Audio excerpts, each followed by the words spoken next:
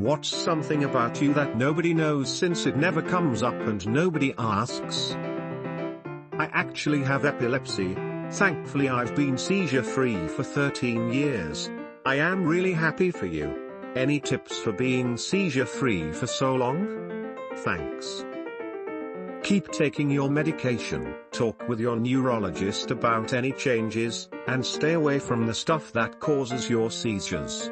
I know it's obvious stuff lol, but that's what has helped me. Once, when I was like 2 or 3, my family and I went shopping at the nearby strip mall.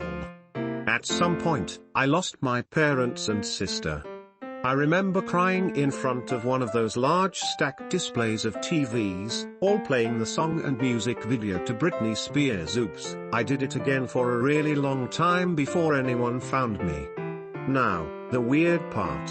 Whenever something bad is about to come up in my dreams, that song starts playing. I can preemptively wake myself up from nightmares because Oops, I Did It Again will start playing, right on cue. Right before anything really awful happens. Sometimes I even see the music video. This wasn't even a super traumatic incident or anything. I guess the fact that I still remember it is a testament to how good of a childhood I had. If you are achieving lucidity during these nightmares, you might as well make a finger gun and scream bang at whatever bad is happening and blow it to smithereens. If you want it to happen, it will. Whenever I achieve lucidity, I start trying to fly. Always flying. It's all I'm interested in during lucid dreams.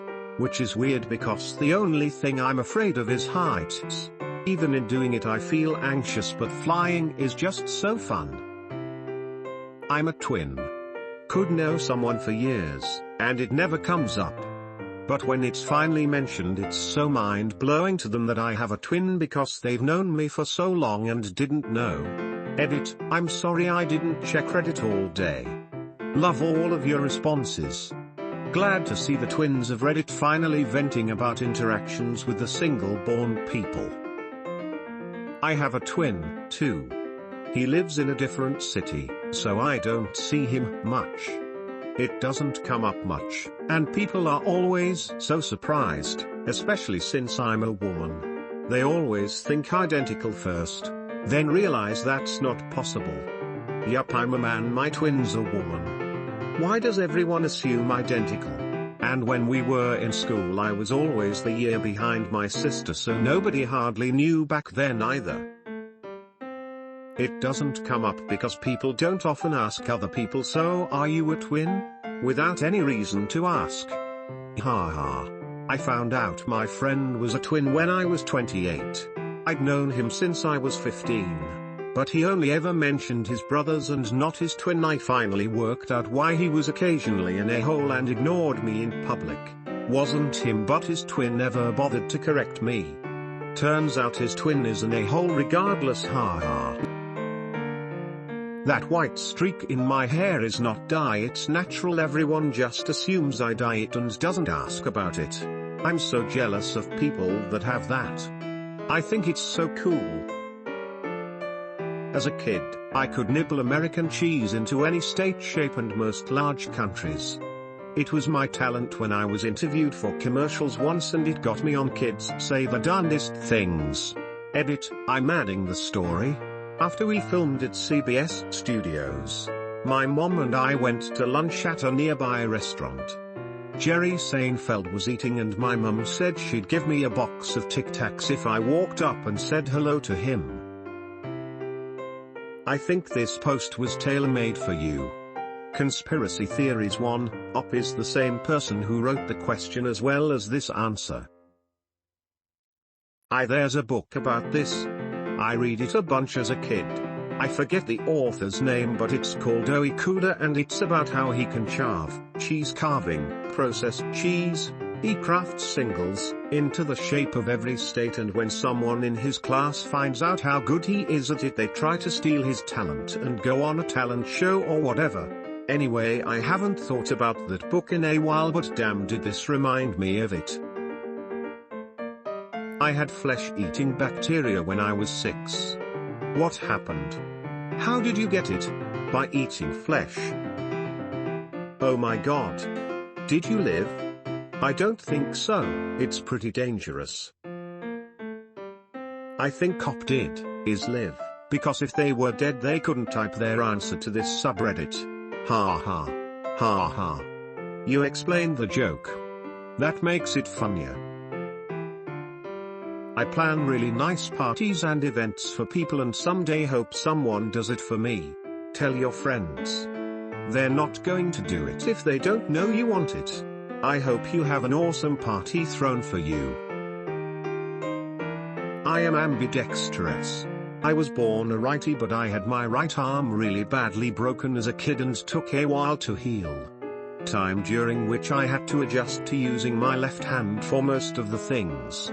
After my right arm finally healed, I still used my left hand for a while because I was so used to it, but once I started reusing my right one, it was still so natural. So I kind of trained my left one to work just as well as the dominant one. Nobody really gives a crap, although one of my direct reports noticed once that my handwriting is just as calligraphic with my left hand as it is with my right one. Same. Boxer fracture twice on my right hand during college, so I had to write all my notes with my left hand for 2 semesters. I thought my left handwriting looked terrible compared to my right, but most professors said it looked better than most people write with their main hand. It came in handy when playing pool, and I'd play left-handed until serious money came, and then I'd switch to my right hand and clean them out. The old Princess Bridearoo. Edit, inserted link to keep hatch hugging. Works well until it turns out they are also not left-handed. I have polymorph, a slight eruption. Basically, I get a huge rash when I'm exposed to direct sunlight. Mostly on my back, chest, and neck. Sometimes I'll get it on my belly and arms. It itches and burns and takes almost an hour to completely go away once I'm out of the sun. Also, I have crippling fear of getting my throat slit.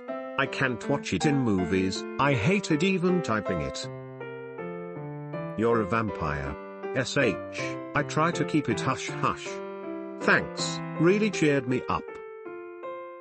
I love to hug people.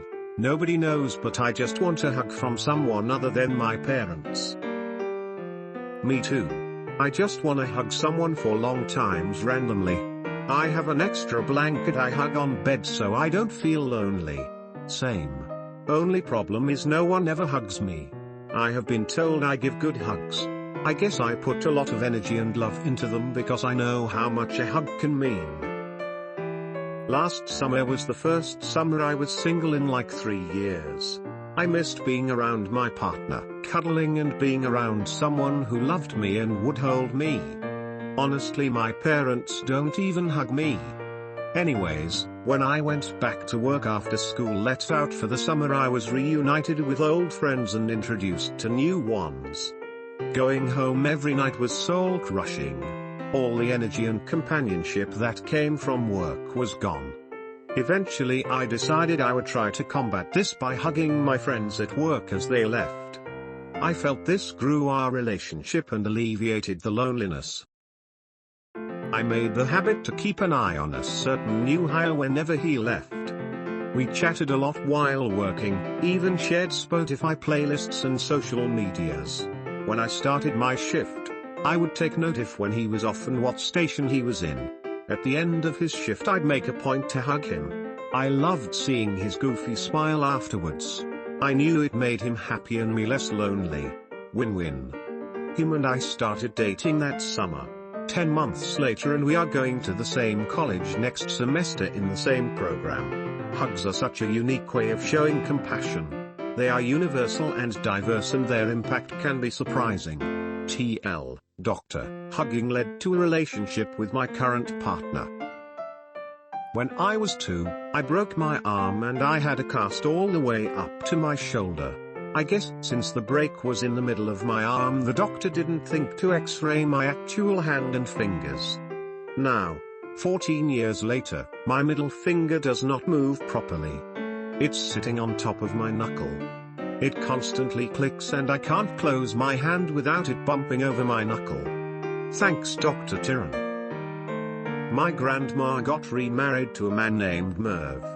He's a great guy, and treats her really well. Recently, he has expressed a desire that I call him Grandpa. We are not there yet.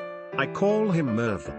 This reminded me of the grandma's got a boyfriend and the boyfriend's name is Paul Song from John Mulaney and the Sack Lunch Bunch. Thank you for watching this video. If you want more Reddit content like this, please subscribe and like this video. I guess I will see you in the next one.